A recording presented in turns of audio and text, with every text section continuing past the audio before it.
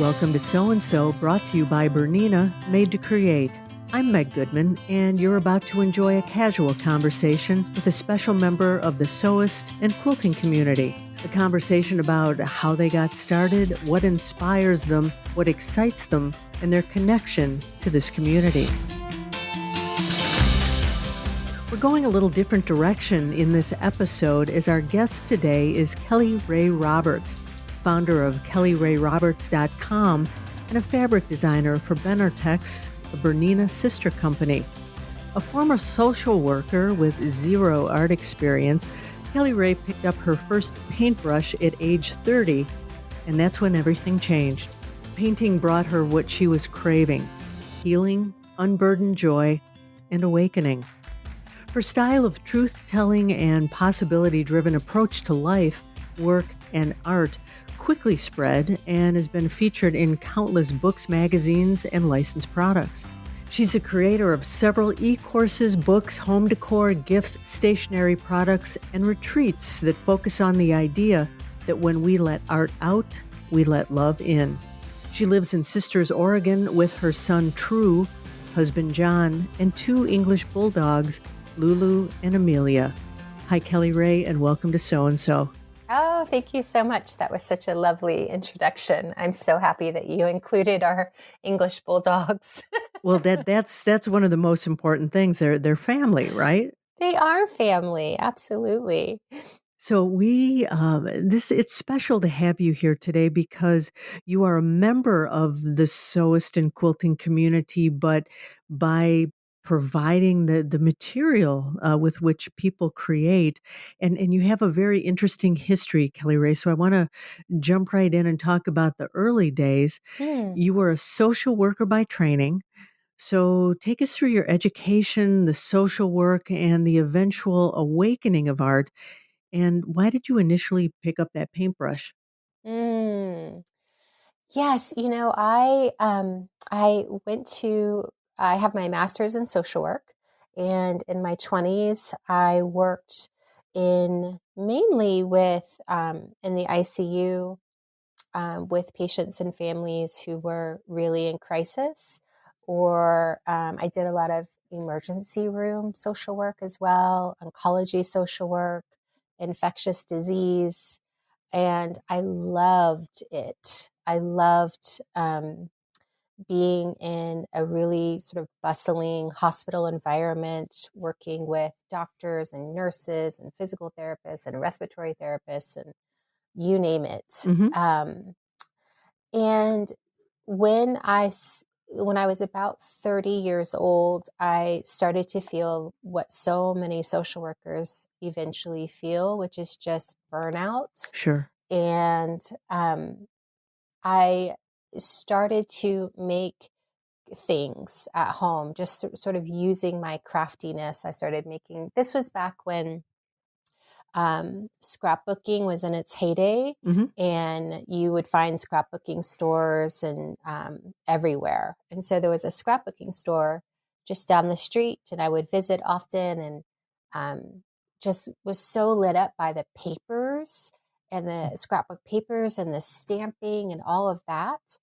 And they had and I was making Christmas cards one year, um, and they had this book that was all about combining painting and sort of mixed media into your stamping and scrapbooking.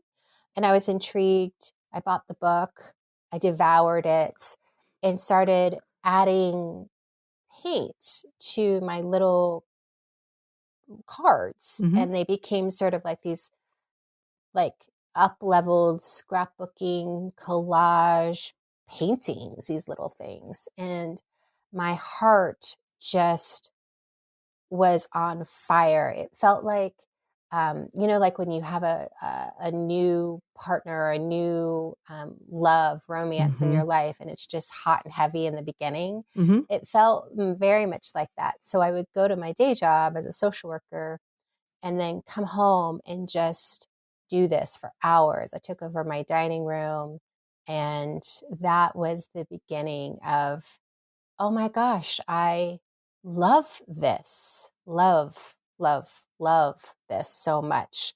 And did it for about a year. And this was 2005. And so when 2006 came along, Etsy had just opened its doors, and nobody really knew what Etsy was at the time. But through my blogging community, because along the way I was blogging my discovery of and process of tapping into making art. I didn't call myself an artist, Mm-hmm. but that would take a couple more years. But I was discovering so much through the world of blogging about my creative sort of revolution that I was experiencing. Was it hard to make that switch to walk away from social work that you had trained for? And how Mm. did you eventually make that leap to say, okay, I'm an artist. This is my life now? Mm. Well, my little cards and evolved eventually into full blown paintings. Still always using paper. I love using collage in my work. And then, well, Etsy just opened its doors, so I thought, you know what? Why not? My husband was super encouraging, and I took about a year after developing sort of, I guess, what would become like a little bit of what I call my signature style.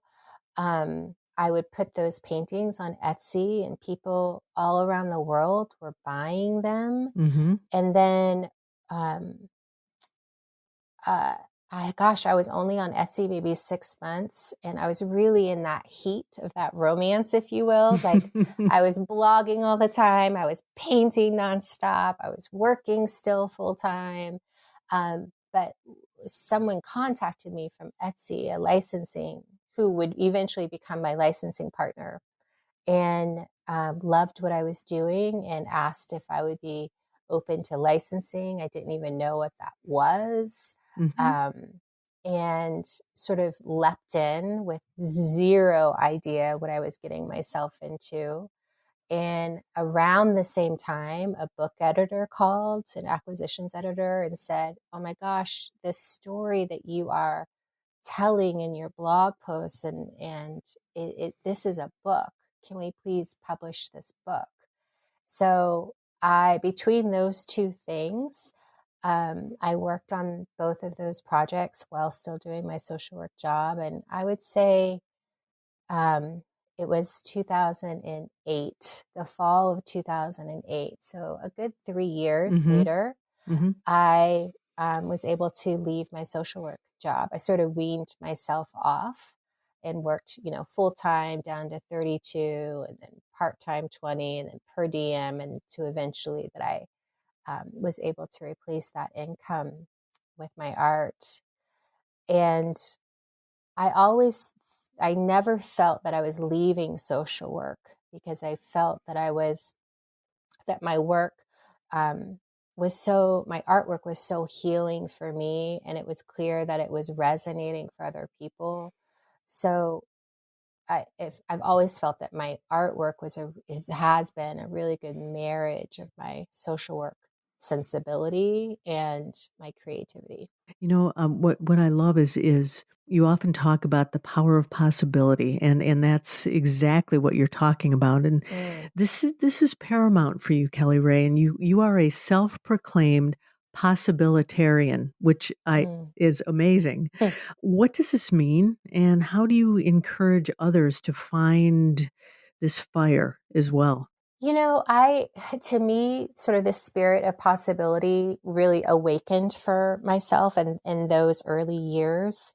I will say, right before I started making art and sort of embodying what it meant to be an artist, I was also invited to run a half marathon by one of the nurses on the unit that I worked at as a social worker. And I am the least athletic person you can possibly imagine. I was the girl walking the 1 mile in high school and had zero interest, but there was something about this I had this little whisper that said, "You should do this. This would be good for you."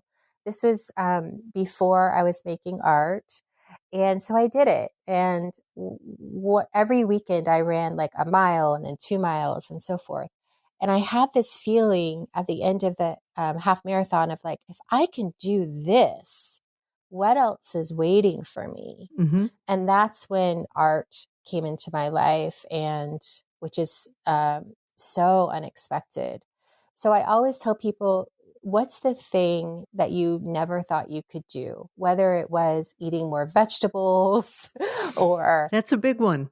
right. Or what is it? And to get your support system in place, get your buddies in place, and conquer that thing, because it's not really about the thing. It's about what's waiting for you on the other side of that thing.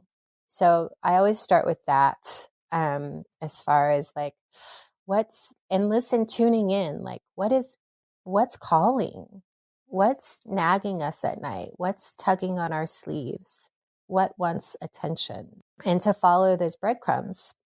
So it's having the courage to listen to that inner voice. What you're saying reminds me of Eleanor Roosevelt. You must do the thing you think you cannot do.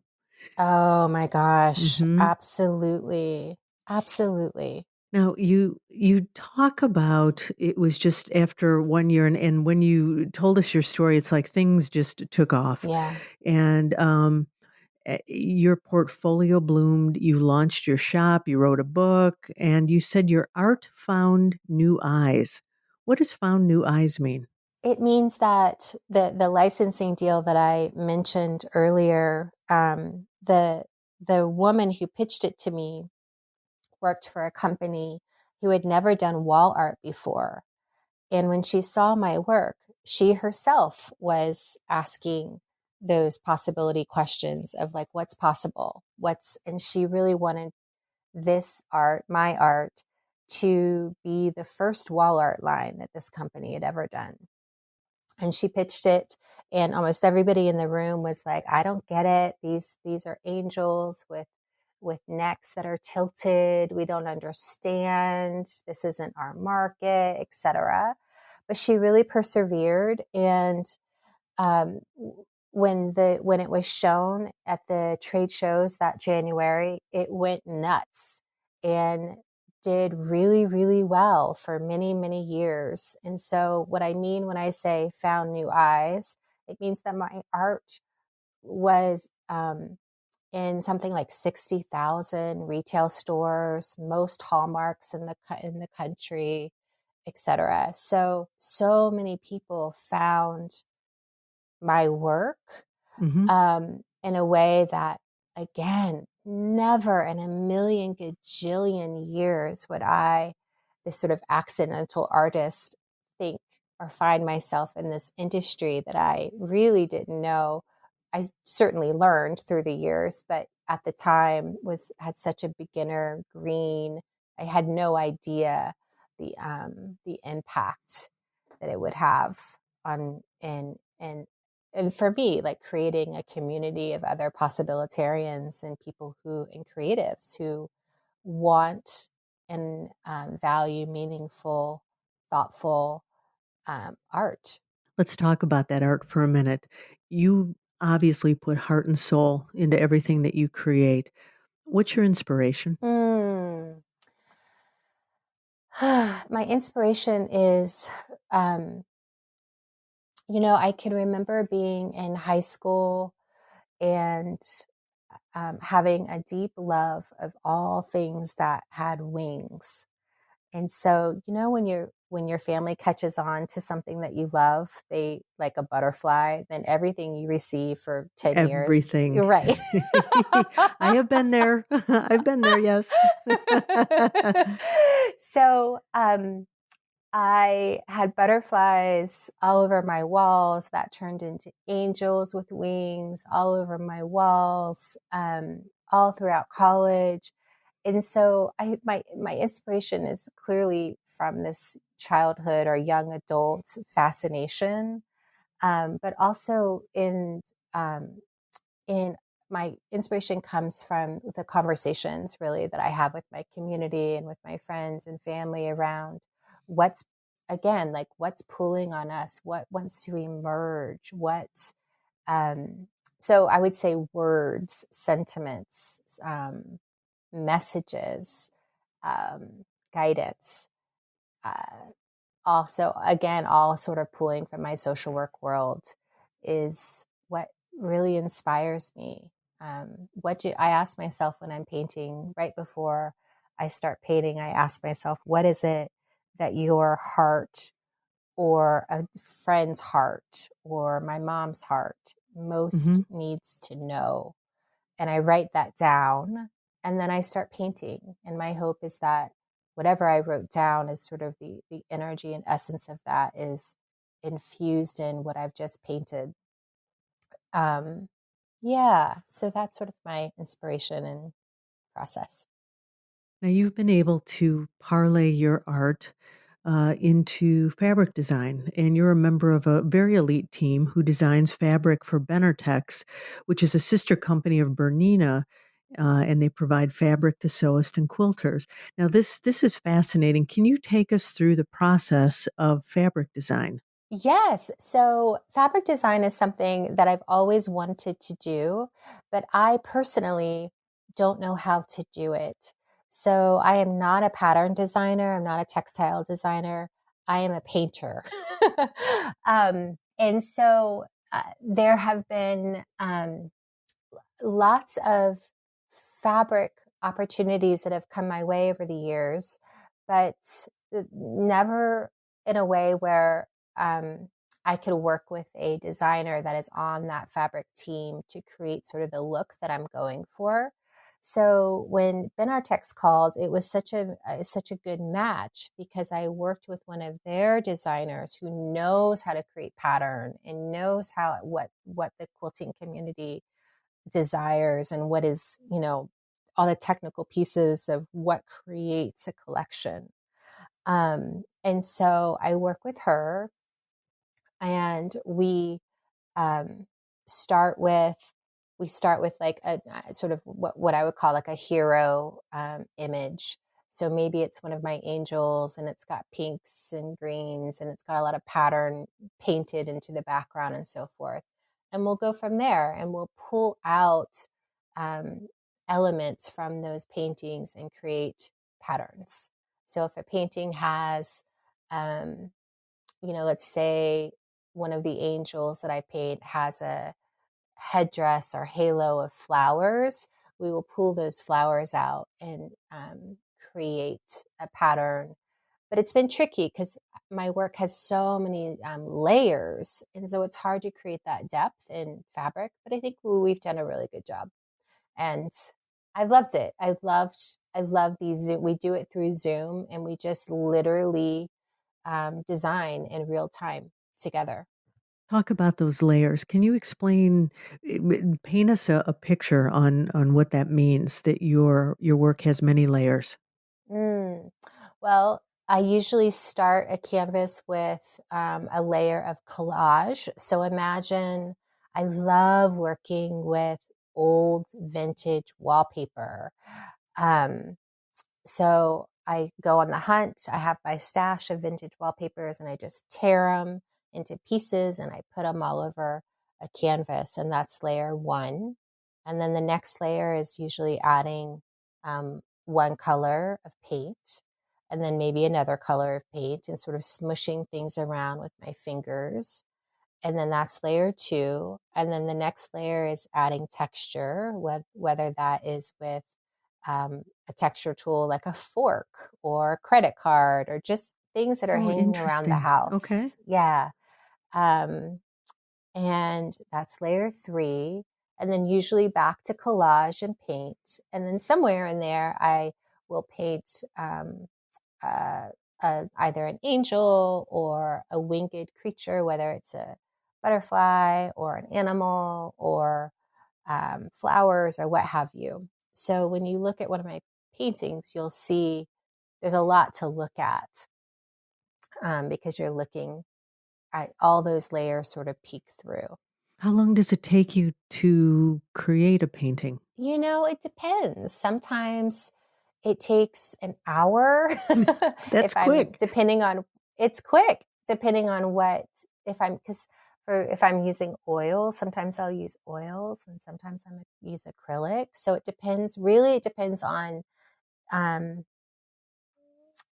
how involved it is. But, like a couple of days to an afternoon, if I'm focused, yes. And I recently have learned how to create on a digital program called Procreate Hmm.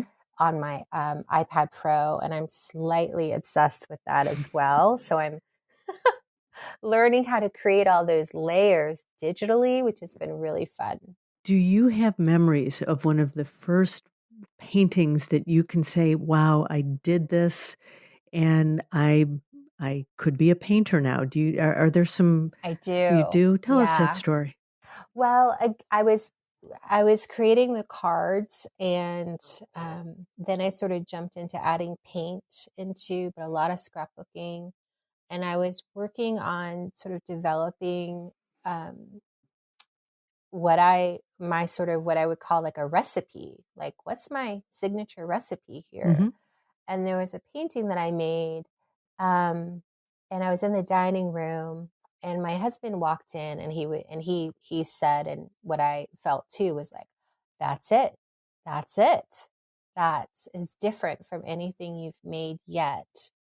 And how do you feel about that? And I was like, I feel the same way. There's something really magical about this piece, and what I loved about it was that it had collage in her dress, and it was sort of quirky at the same time and very contemplative, and her neck was in people ask me all the time with my angel paintings, why are the necks sort of tilted, and it's because they're in a listening posture. It's Mhm. sort of um, a contemplative posture, um, and off I went.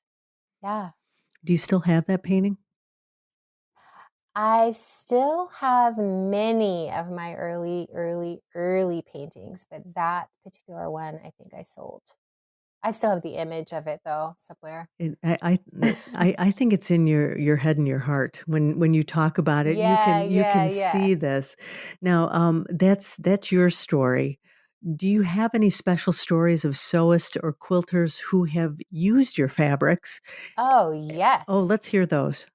I just got an email yesterday with a woman in Texas who recovered. It wasn't a quilt, but she recovered um, her quilting studio chairs, which were these beautiful old, like vintage white chairs. And she put um, and she did each chair in a different fabric. And it was so sweet and lovely. Um, yes, I love the emails that I receive of all kinds of um, different styles of quilts, from quilts that have messages in them that are really big and bold, to quilts that are super modern and interesting and just use little pieces of my fabric, to more traditional quilts that use all of the fabric. Do you the community that you've built, I assume people are always sending you pictures of their creations. I hope you'll be able to share Yeah. those with us, on our website, Yeah. because we always have pictures from our guests, and that would be great if we could see, some of those. Oh, I would love to send those over. It's one of my favorite um, things to see. And my mom, I am not a quilter, but I live one of the most fun aspects of doing these fabric collections with Benartex right now in this season of my life is that we we lived in Portland, Oregon for 20 years, and doing fabric was always elusive, as I shared that story earlier. And then about 3 years ago, we moved to this little tiny town in Central Oregon for more sunshine, and small town of about 3,000 people called Sisters, Mhm. Oregon. And Sisters, Oregon is known for its quilting community. It's known for its International Quilt Festival that it has every year. It's known for its quilt art community. So it's been so fun to be doing fabric while living in this small town that is all about quilting. So the stitching store, it's called Stitch and Post, has been an amazing partner, and they carry the line, and they have their staff have made several quilts using the fabric, and they hang them up outside, and it's been super fun, sort of synchronicity there, I suppose. Kelly Rae, what's next for you? What's your dream? Oh, that's a good question. Well, if I tune in and really answer that question, what's coming up for me is I want to continue making art and continue making fun and inspiring products, including fabric. And I also have this little nagging dream to write. So I'm starting to eke that in, or get it into my life a little bit more. And sort of similar to that first time that I ran and it opened up this whole new world for me, I'm curious. It feels like the writing is sort of my next big thing that I'm scared to do and never thought I could do. And I'm curious what it would lead to if I really focused and committed. So we'll see. We will. Now, we've talked about a lot today. You've shared some wonderful things with us. Is there a question I didn't ask you that you wish I had? What a good question. I don't think so. I don't think so. Well, knowing what we've learned about you today, there is so much more to come. I'm sure our listeners would love to keep tabs on you, follow what you're doing, look at your new creations, and possibly even reach out to you, Kelly Rae. So, Yeah. what's the best way for them to do that? You can find me on my website, which is kellyrayroberts.com. And my Kelly Rae is KELLYRAE, Roberts.com. And you can send me an email at hello@kellyrayroberts.com. I would love to be in conversation with you. This has been a wonderful conversation, and I want to thank you for sharing your story with us today. Thank you so much, Meg. I've super enjoyed this. Great. Thank you so much. Well, there you have it. Another story about someone just like you, someone for whom sewing and quilting and all that goes along with it is so much more than a hobby. It's a way of life. It's a connection to something bigger. If you know someone you think has an outstanding story, a story that should be shared on this podcast, please drop me a note to info@soandsopodcast.com or complete the form on our website. Be sure to subscribe to this podcast on your favorite platform and visit our website, soandsopodcast.com, for more information about today's and all of our guests. That's SEWANDSO podcast.com. And finally, I want to thank Bernina for making this program possible.